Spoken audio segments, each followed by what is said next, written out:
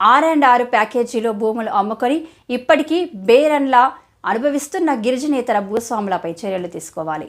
CPM ఆధ్వర్యంలో పొగాకు board action సూపరింటెండెంట్కు వినతి. R&R ప్యాకేజీలో భూములు అమ్ముకొని ఇప్పటికీ బేరన్లు అక్రమంగా అనుభవిస్తున్న గిరిజనేతర భూస్వాములపై చర్యలు తీసుకోవాలని సిపిఎం జిల్లా కార్యదర్శి ఏ రవి డిమాండ్ చేశారు.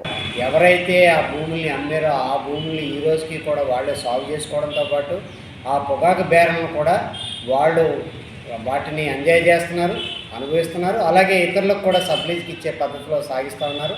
ప్రత్యేకించి దొర్మామిడిలో ఇక్కడ కేటాయించబడ్డటువంటి ఎవరైతే నిర్వాసితులు ఉన్నారో ఆ నిర్వాసితులకి కొయిదా అనే గ్రామానికి సంబంధించిన నిర్వాసితులకి కేటాయించబడ్డటువంటి 437, 440, 436 సర్వే నెంబర్లో ఉన్నటువంటి ఈ బేరన్లన్నీ కూడా ఈ రోజుకి కూడా ఇంతకుముందు ఎవరైతే భూములు అమ్ముకున్నటువంటి గిరిజనేతర భూస్వాములు ఉన్నారో వాళ్ళే దీన్ని అక్రమంగా అనుభవిస్తూ ఉన్నారు.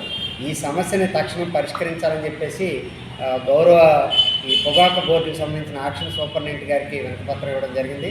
తక్షణం వీళ్ళ లైసెన్సులు రద్దు చేయటం, ఆ బేరన్లు హ్యాండ్ ఓవర్ చేసుకోవటం, అవి నిర్వాసితులకు అప్పగించడం, లేదా ఒకవేళ లీజు చేసుకోగలిగితే ఆ ప్రాంతంలో ఉన్నటువంటి స్థానిక గిరిజనులకు ఇప్పించేలాగా 170 చట్టాలకు లోబడి చేయాలని చెప్పేసి మేము వారిని కోరాం.